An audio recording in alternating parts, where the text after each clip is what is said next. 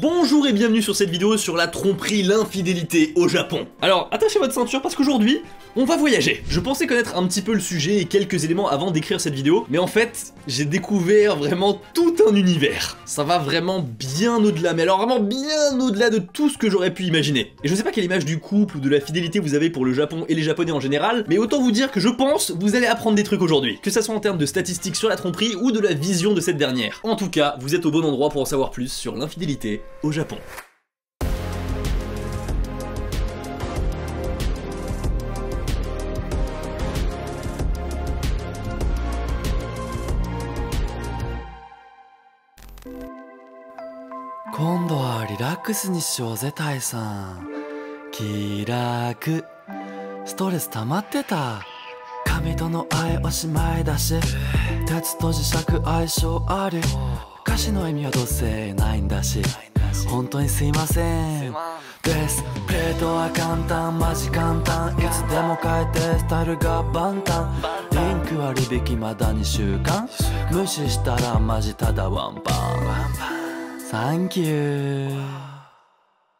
Displays, ce sont des posters de métal fixés par un aimant. C'est super simple, tu essuies le mur avec la lingette fournie, tu colles l'étiquette, tu places l'aimant et c'est fini. Et en plus, comme c'est un aimant, c'est super facile de les interchanger. Il y a des centaines de milliers de designs, mais faites bien attention, voilà, à prendre des displays chez des artistes confirmés. Chaque poster acheté devient un arbre planté dans le monde, et depuis le début, ça fait quand même 14 millions d'arbres qui ont été plantés. Et le petit bonus, c'est que pour les 2 semaines suivantes, vous avez une réduction de moins 25% lorsque vous prenez une ou deux displays, et de moins 33% si vous prenez 3 displays ou plus. Voilà, vous avez toutes les infos, le lien est dans la description. Uakiwa Bunka. Tromper, ça fait partie de la culture japonaise. C'est ce qu'a dit Junichi Ishida, un acteur japonais, lorsqu'on l'a accusé d'avoir des relations extra-conjugales. Toutes les vidéos qui parlent d'infidélité au Japon citent cette phrase, mais elle est vraiment trop poignante. Quand on parle de sexualité au Japon, ça va des plus grands sex shops au monde, avec des pratiques peu communes, voilà, en passant par des couples qui n'ont pas fait l'amour depuis plusieurs années. L'aspect qu'on montre moins, c'est les conséquences d'une société où le désir est absolument partout, sauf dans le foyer. Alors bien sûr, tous les couples au Japon n'arrêtent pas subitement de faire l'amour dès le premier enfant, mais quand même dans cette vidéo, on va mettre un bon gros coup de pied dans les clichés. Par exemple, l'image de la femme japonaise un petit peu toute mignonne, toute soumise, au foyer qui attend son mari, ça va changer. Il y a aussi le cliché selon lequel les Japonais en général ne font pas l'amour. Ah, autant vous dire que c'est pas le cas. Peut-être pour certains ça s'applique, mais pour les autres, on peut dire qu'ils se font plaisir. Et il suffit juste de regarder comment ça se passe dans la sphère publique. Juste avant que ça commence, nouvelle collection Oni qui vient de sortir, voilà, il y a le lien dans la description. Scandale. Je vais vous raconter l'histoire de Hirotada Ototake. C'est un enfant qui naît le 6 avril 1975 à Shinjuku dans la préfecture de Tokyo, au Japon. Et c'est un survivant, pas d'une guerre, mais d'un combat terrible contre une maladie. La Tetra Amelia, et le moins qu'on puisse dire, c'est qu'il a perdu beaucoup durant ce combat. Il est né sans jambes et sans bras, et donc il a besoin d'un fauteuil roulant électrique pour pouvoir se mouvoir dans la vie quotidienne. Son handicap ne va pas le bloquer pour autant parce qu'il va faire des études assez poussées. Il est diplômé de la faculté de sciences politiques et d'économie à l'université de Waseda, département économique. Après, il est rentré à la faculté des sciences humaines en prenant des cours à distance à l'université Meisei. Mais là où il va se faire connaître, c'est en publiant ses mémoires en 1998, Gotai Fumanzoku, Personne n'est parfait, où il traite de son handicap. Moins d'1 an après sa publication, le livre est devenu la 3e meilleure vente de librairie au Japon depuis la Seconde Guerre mondiale. Le livre a été traduit en plusieurs langues, dont notamment l'anglais et le français. Après ça, il a démarré une carrière de journaliste sportif et il s'est marié en 2001, et même il a eu 3 enfants. Et le monde sourit à ce jeune homme, il réussit tout ce qu'il entreprend, et c'est comme ça que d'activisme en activisme, il se retrouve dans le paysage politique japonais. Il est tellement populaire qu'il est l'un des candidats favoris aux élections à la Chambre des conseillers japonais. Tout semble aller pour le mieux jusqu'au jour où un article paraît dans le magazine Shunkan Shincho. C'est un magazine japonais assez vieux qui traite de l'actualité et c'est un des plus respectés au Japon. L'article un peu people révèle que le célèbre Hirotada Ototake a eu des relations extra-conjugales. Une maîtresse? Non. 2 maîtresses? On peut monter plus haut. 3 maîtresses? Toujours pas. 4 maîtresses? Encore un peu plus? 5 maîtresses. Il avait 5 maîtresses. Il a été repéré à Tunis et à Paris en train de rentrer dans un love hotel avec des femmes ayant la vingtaine et le magazine l'a dénoncé. On peut dire que sa femme s'est faite tromper. Sans mauvais jeu de mots. À partir de là, c'est le bâchage médiatique, il est détruit dans tous les sens et il doit s'excuser publiquement pour ses actes. Et si vous vous souvenez bien, présenter des excuses au Japon publiquement, c'est vraiment une scène de théâtre. Il faut en faire des caisses.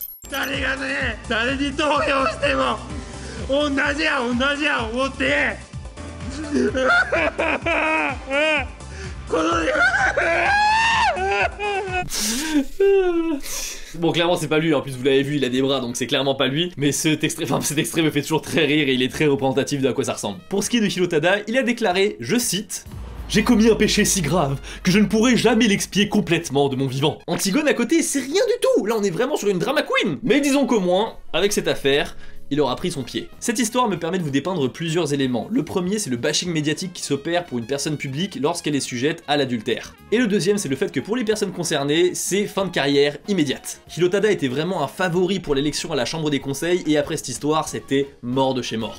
On est bien loin des politiques français comme François Hollande qui allait tripatouiller comme ça Julie Gaillet pendant son mandat et tout, c'est inimaginable au Japon. D'ailleurs je parle que des hommes depuis tout à l'heure, mais ce ne sont clairement pas les seules proies de l'abattage médiatique.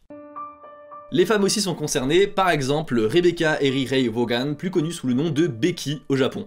Elle était vraiment au top au Japon en tant qu'animatrice, qu'actrice, voilà, elle était ultra populaire, elle avait beaucoup de cotes et tout auprès de tout le monde au Japon, j'ai envie de dire, parce qu'elle avait cette image vraiment de la femme parfaite un petit peu, très propre sur elle, mais quand même mignonne, qui allait toujours l'air jeune, c'était vraiment entre guillemets, si vous voulez, une idole.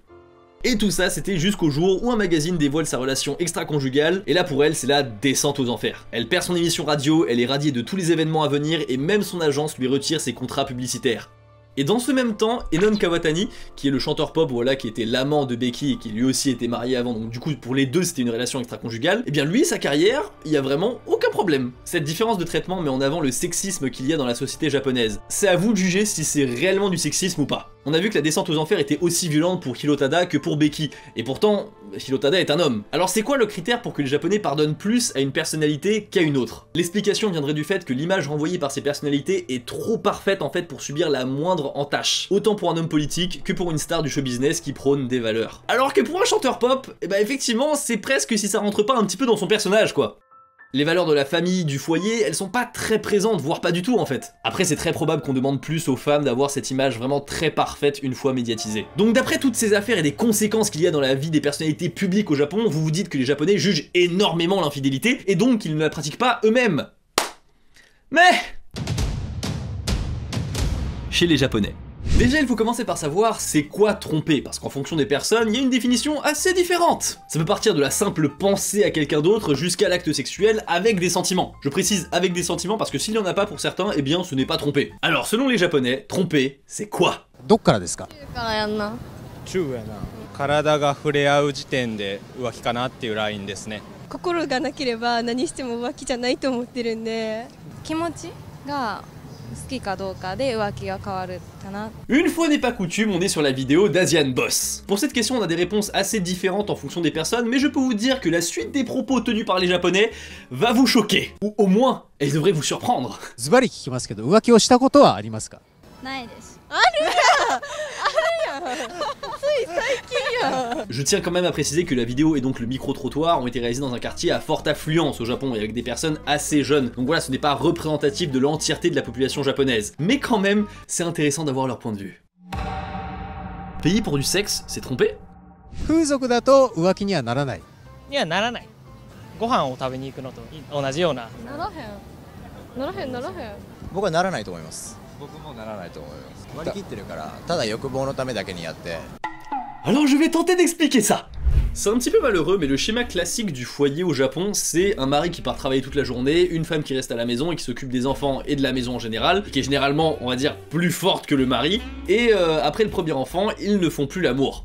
Une fois qu'elle a eu un enfant, elle se considère comme maman et donc plus comme épouse. La frustration grandit chez l'homme et donc pour se soulager, il va se détendre après le travail au nomikai avec les collègues. Et peut-être finir au Sopland ou au Love Hotel avec une personne payée. Après tout, tous les collègues le font, donc pourquoi pas lui, c'est un petit peu du boulot finalement. Les services de ce genre au Japon, c'est très répandu. En théorie, voilà, c'est proscrit par la loi, mais dans la pratique, c'est vraiment roue libre. Il y a vraiment des moyens très faciles de contourner la loi.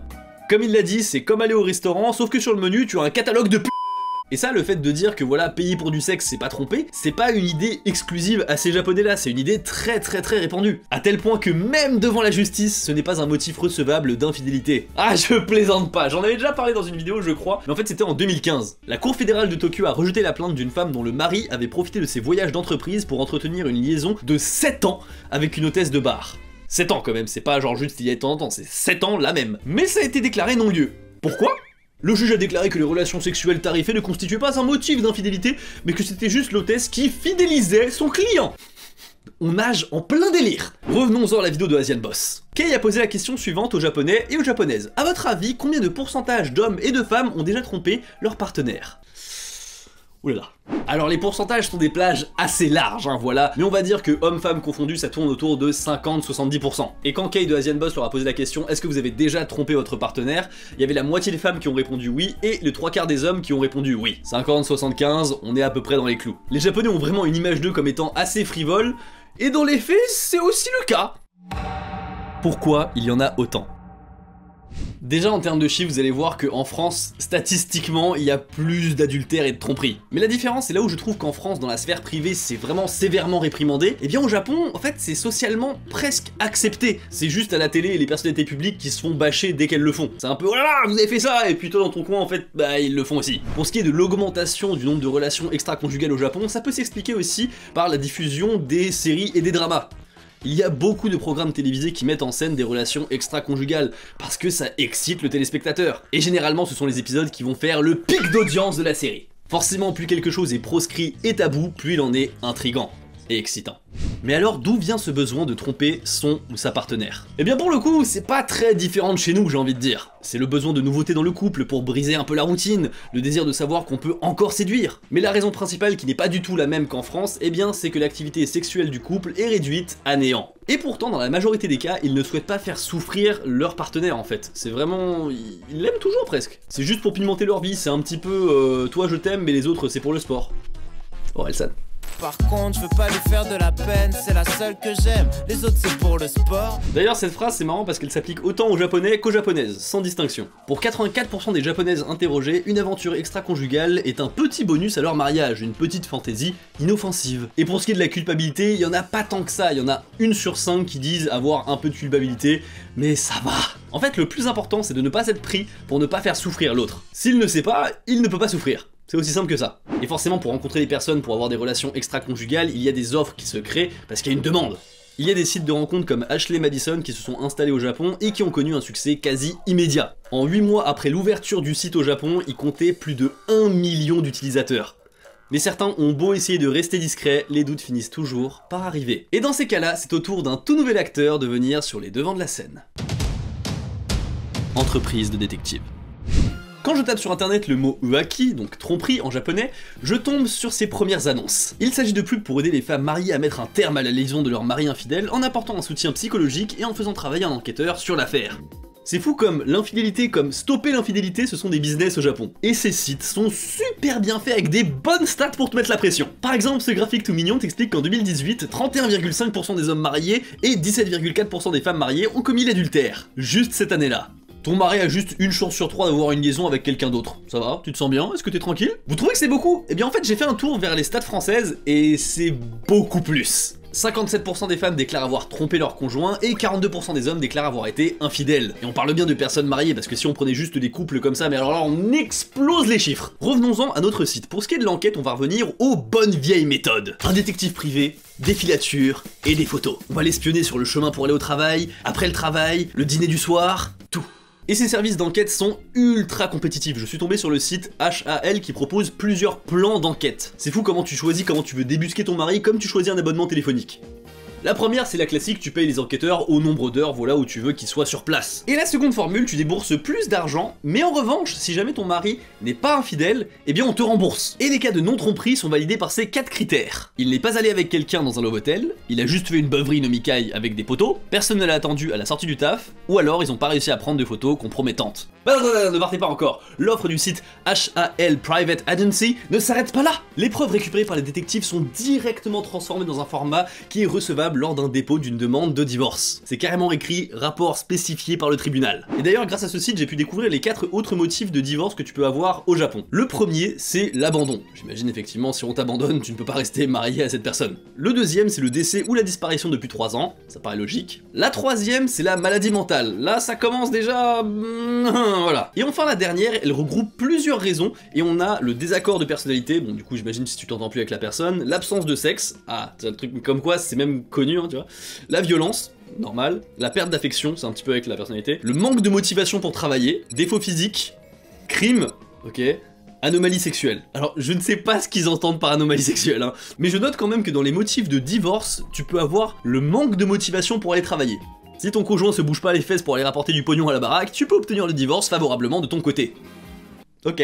Et un petit peu après dans le site, tu as un encart qui t'explique à quel point tu as besoin de preuves formelles pour pouvoir divorcer de ton mari. Je dis toujours contre le mari parce que tous les sites sont vachement orientés pour la gente féminine. Voilà, je dis ça comme ça, il n'y a pas de sexisme, mais c'est juste, c'est quand même vachement orienté. C'est très orienté vers une femme qui a des doutes sur son mari. C'est vraiment ce schéma-là qu'ils cherchent. Dans ce panel, tu vois que d'un côté, si tu as des preuves, vraiment tout se passera bien pour toi, tout ira bien, vraiment c'est nickel. Et de l'autre côté, par contre, vraiment, c'est la catastrophe. Vraiment, c'est là, ton mari il va te battre, il va te frapper, enfin c'est des trucs qui sont écrits qui sont assez choquant.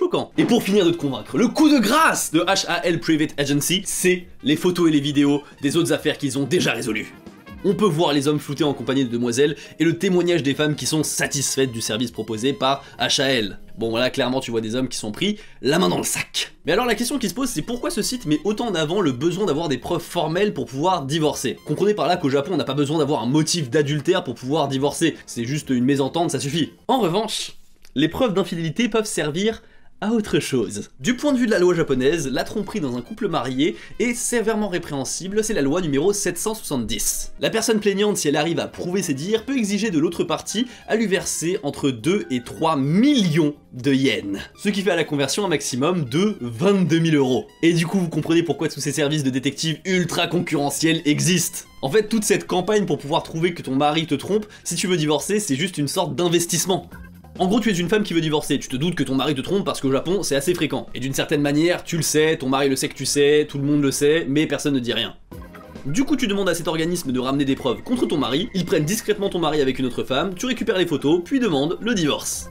Tu fais valoir tes droits devant la cour et tu repars avec une coquette somme en guise de cadeau d'adieu de la part de ton ex-mari. Je trouve ce concept absolument fantastiquement diabolique. Faut vraiment en avoir plus rien à faire de son ex pour lui faire un coup comme ça, mais franchement c'est bien joué j'ai envie de dire. Et j'ai vérifié si en France on pouvait faire la même chose, et pas du tout. En France depuis 1975 en fait, l'adultère n'est plus une faute pénale, même si elle reste une faute civile. Il n'y a pas d'amende pour ça. Mais pour en venir au Japon, on peut se poser la question, est-ce que ce business fonctionne? Parce qu'effectivement, c'est pas parce qu'il y a un marché qu'il est forcément florissant. HAL Detective Company possède plus de 18 bâtiments dans toutes les grandes villes du Japon. Osaka, Kyoto, Tokyo, Saitama, Kanagawa, ils sont absolument partout avec des fat buildings ultra clean. Prêt à t'accueillir et prendre en charge ta demande dans les meilleures conditions possibles. Salle entièrement privée avec une intimité stricte? Pas de soucis. Il y a même des grandes salles de réunion avec des conférences pour établir la stratégie adoptée pour débusquer le mari infidèle. Ah, je vous jure, ça ne rigole, mais pas du tout.